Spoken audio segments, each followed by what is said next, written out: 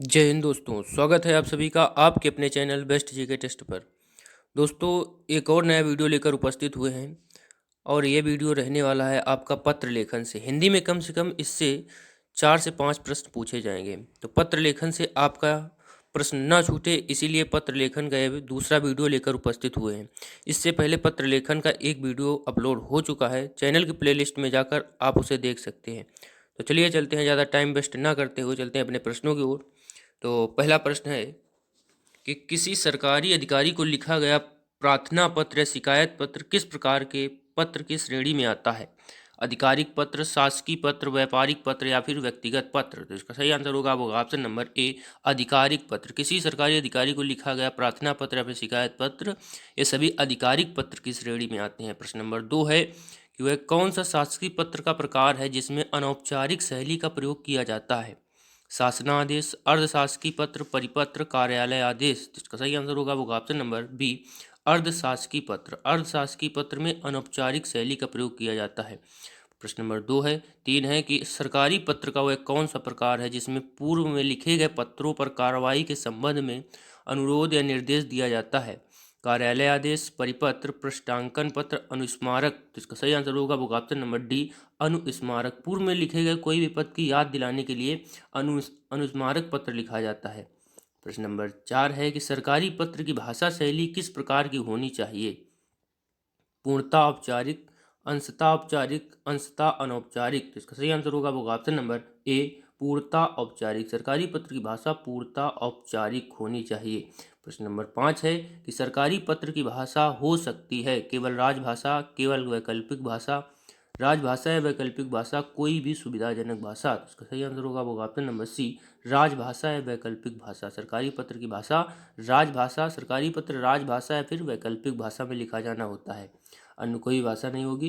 प्रश्न नंबर 6 है कि शासकीय पत्र किस शैली में लिखा जाता है? प्रथम पुरुष शैली में, मध्यम पुरुष शैली में, अन्य पुरुष शैली में, किसी भी शैली में? तो इसका सही आंसर होगा ऑप्शन नंबर सी, अन्य पुरुष शैली में। शासकीय पत्र अन्य पुरुष शैली में लिखा जाता है। प्रश्न नंबर 7 है कि शासनादेश में संबोधन के ठीक नीचे क्या लिखा जाता है? विषय, विभाग अनुभाग का नाम एवं निर्देश, पत्रांक, कार्यालय का नाम? इसका सही आंसर होगा ऑप्शन नंबर बी, विभाग अनुभाग का नाम एवं निर्देश। शासनादेश में संबोधन के ठीक नीचे विभाग या अनुभाग का नाम और दिनांक लिखा जाता है। प्रश्न नंबर 8 है कि अर्धशासकीय पत्र की भाषा शैली किस प्रकार की होती है? औपचारिक, अनौपचारिक, अंशतः अनौपचारिक, निर्धारित नहीं है?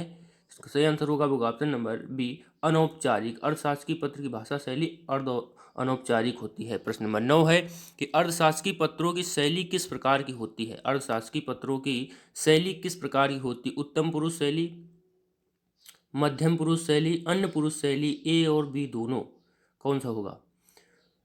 तो इसका सही आंसर हो जाएगा ऑप्शन नंबर डी, ए और बी दोनों। यानी अर्थशास्त्रीय पत्र की भाषा शैली उत्तम पुरुष और मध्यम पुरुष दोनों शैली में लिखा जा सकता है। प्रश्न नंबर 10 है कि अर्थशास्त्रीय पत्र किस प्रकृति के होते हैं? सार्वजनिक पत्र, गोपनीय पत्र, सी और ए एवं बी दोनों, या फिर प्रकृति निर्धारण नहीं है? तो इसका सही आंसर होगा ऑप्शन नंबर बी, गोपनीय पत्र। अर्ध सरकारी पत्र गोपनीय प्रकृति के होते हैं। प्रश्न नंबर 11 है कि अर्थशास्त्रीय पत्र में पत्र संख्या कहाँ पर अंकित की जाती है? शीर्ष भाग में, सबसे नीचे, विषय के ऊपर, हस्ताक्षर के सबसे बाईं ओर? इसका सही आंसर होगा ऑप्शन नंबर ए, शीर्ष भाग में यानी सबसे ऊपर। अर्थशास्त्रीय पत्र में पत्र संख्या शीर्ष भाग में लिखी जाती है।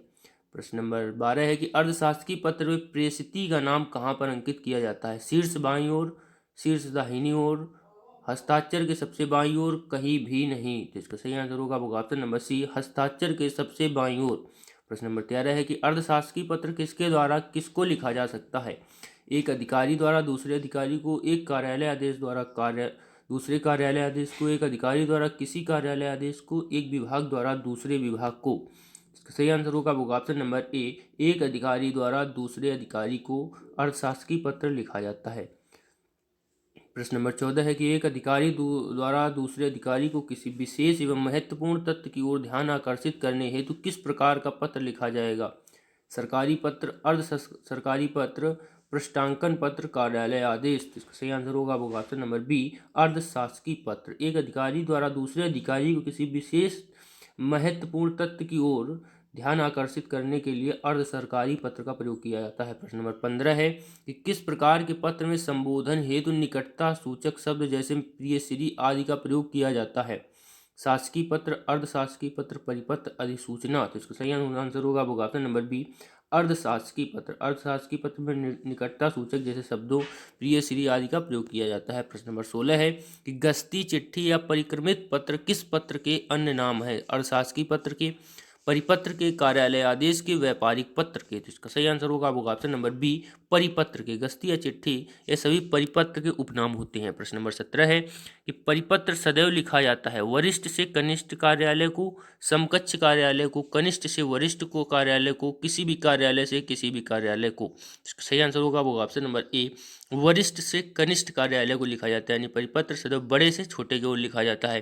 प्रश्न नंबर 18 है कि एक ऐसा पत्र जिसके द्वारा एक ही सूचना, आदेश या अनुदेश से सभी संबद्ध व्यक्तियों या कार्यालयों को एक साथ अवगत करा दिया जाता है तथा यह पत्र जिस कार्यालय से जारी होता है प्राप्ति की संतुष्टि के रूप में उसी कार्यालय में वापस आ जाता है, किस प्रकार का पत्र है?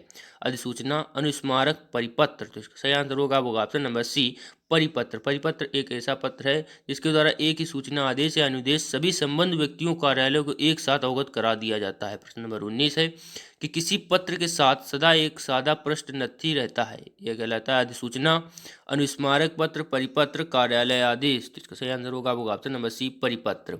प्रश्न नंबर 20 है कि परिपत्र में किस प्रकार की सूचनाएं अधिक भेजी जाती हैं? आदेश, सामान्य सूचना, नीति विषयक सूचनाएं, व्यक्तिगत सूचनाएं। तो इसका सही आंसर होगा आपका ऑप्शन नंबर सी, नीति विषयक सूचनाएं। परिपत्र में अधिकतर नीति विषयक सूचनाएं ज़्यादा भेजी जाती हैं।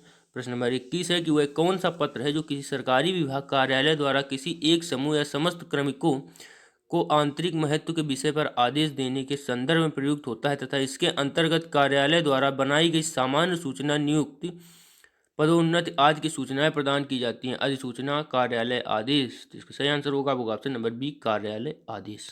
प्रश्न नंबर 22 है कार्यालय आदेश की भाषा शैली किस प्रकार की होती है? उत्तम पुरुष शैली, मध्यम पुरुष शैली, अन्य पुरुष शैली, कोई भी शैली निर्धारित नहीं है। तो इसका सही आंसर होगा ऑप्शन नंबर ए, उत्तम पुरुष शैली। कार्यालय आदेश उत्तम पुरुष शैली में लिखा जाता है। प्रश्न नंबर 23 है कि कार्यालय आदेश पत्र में कार्यालय आदेश संख्या, कार्यालय का नाम एवं पता सामान्यतः कहाँ पर लिखा जाता है?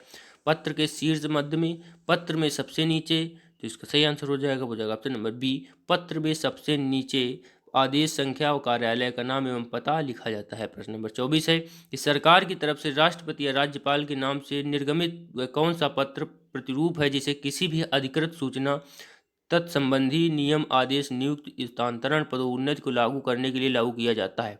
संकल्प, अधिसूचना, परिपत्र। तो इसका सही आंसर होगा ऑप्शन नंबर बी, अधिसूचना। सरकार की तरफ से राष्ट्रपति, राज्यपाल के नाम से निर्गमित पत्र अधिसूचना के अंतर्गत आता है। प्रश्न नंबर 25 है कि अधिसूचना पत्र की भाषा शैली कैसी होती है? उत्तम पुरुष शैली, मध्यम पुरुष शैली, अन्य पुरुष शैली, कोई भी नहीं। तो इसका सही आंसर होगा वो ऑप्शन नंबर ए, उत्तम पुरुष शैली। नोटिफिकेशन की लैंग्वेज उत्तम पुरुष शैली होती है। प्रश्न नंबर 26 है कि कौन सा पत्र है जो राष्ट्रपति और राज्यपाल के नाम से जारी होता है? तो अभी बताया, कौन सा हो जाएगा? अधिसूचना। अधिसूचना राष्ट्रपति और राज्यपाल के नाम से जारी होता है। प्रश्न नंबर 27 है किस पत्र को अनिवार्य रूप से राजकीय पत्र या गजट में प्रकाशित कराया जाता है? संकल्प, प्रस्ताव, अधिसूचना, परिपत्र। तो वही हो जाएगा अधिसूचना, जो राष्ट्रपति और राज्यपाल के नाम से जारी होता है, यानी कि अधिसूचना। प्रश्न नंबर 28 है कि यदि किसी अधिनियम के प्रवृत्त होने के सूचना जन सामान्य को दी जानी है तो सरकार द्वारा किस पत्र का प्रकाशन समाचार पत्रों में कराया जाएगा? संकल्प, अधिसूचना, परिपत्र, प्रस्ताव। तो इसका सही आंसर होगा वो ऑप्शन नंबर बी, अधिसूचना। जन सामान्य को दिए जाने वाली सूचना अधिसूचना के अंतर्गत दी जाती है। प्रश्न नंबर 19 है कि अधिसूचना पत्रों में पत्र संख्या, दिनांक, कार्यालय का नाम एवं पता सामान्यतः कहाँ पर लिखा जाता है? पत्र के शीर्ष मध्य में, पत्र में सबसे नीचे, पत्र के शीर्ष दाहिनी ओर, केवल लिफाफे पर। तो इसका सही आंसर होगा ऑप्शन नंबर ए, पत्र के शीर्ष मध्य में। पत्र के शीर्ष मध्य में अधिसूचना में दिनांक, कार्यालय एवं नाम पता लिखा जाता है। प्रश्न नंबर 30 है कि किस प्रकार के पत्र की भाषा शैली विधिक एवं टकसाली होती है? कार्यालय आदेश, परिपत्र, अधिसूचना, अर्धशासकीय पत्र। इसका सही आंसर होगा ऑप्शन नंबर सी, अधिसूचना। अधिसूचना की भाषा शैली विधिक एवं टकसाली मानी जाती है। प्रश्न नंबर 31 है कि अधिसूचना पत्र की प्रकृति होती है सार्वजनिक, गोपनीय, केवल कार्य विश्वविद्यालय में प्रसारित किसी भी प्रकार की हो सकती है। तो इसका सही आंसर होगा वो ऑप्शन नंबर ए, सार्वजनिक। अधिसूचना पत्र सार्वजनिक होता है क्योंकि राष्ट्रपति या राज्यपाल द्वारा यह समाचार पत्र में प्रकाशित किया जाता है। प्रश्न नंबर 32 है कि ऐसे पत्र जो शासकीय होते हुए भी व्यक्तिगत रहते हैं, आधिकारिक पत्र, अर्धशासकीय पत्र, कार्यालय आदेश या फिर प्रस्ताव। तो इसका सही आंसर होगा वो ऑप्शन नंबर बी, अर्धशासकीय पत्र। ऐसे पत्र जो शासकीय होते हुए भी व्यक्तिगत होते हैं वे अर्धशासकीय पत्र कहलाते हैं। एक अधिकारी जो दूसरे अधिकारी को लिखता है और उसमें मैत्रीपूर्ण भाव होता है। प्रश्न नंबर 33 है कि निम्नलिखित में से कौन सी सरकारी पत्र की विशेषता नहीं है? भाषा नितांत औपचारिक होती है, इनमें तथ्य संगत एवं विधि संगत कथन मात्र होते हैं, लक्षणार्थ अथवा व्यंजनार्थ शब्दों के लिए कोई स्थान नहीं होता है, यह किसी भी भाषा में लिखा जा सकता है। ऐसा नहीं है, सरकारी पत्र किसी भी भाषा में नहीं लिखे जा सकते, इनकी भाषा निर्धारित होती है। तो प्रश्न नंबर 34 है कि निम्नलिखित में से कौन सी सरकारी पत्र की विशेषता नहीं है? पत्र के से शीर्ष से एकदम दाईं ओर पत्र संख्या लिखी जाती है, ठीक है। बाईं ओर पत्र संख्या के थोड़ा नीचे प्रेषक का नाम लिखा जाता है, ठीक है। यहाँ पर और हो जाएगा सी, प्रेषक के बाद उसके नीचे प्रेषक नहीं होगा, प्रेषती का नाम, पद नाम अंकित किया जाता है। प्रेषक के नीचे सेवा में संबोधन का प्रयोग नहीं किया जा सकता, तो ऐसा नहीं है कि किया जाता है यहाँ पर।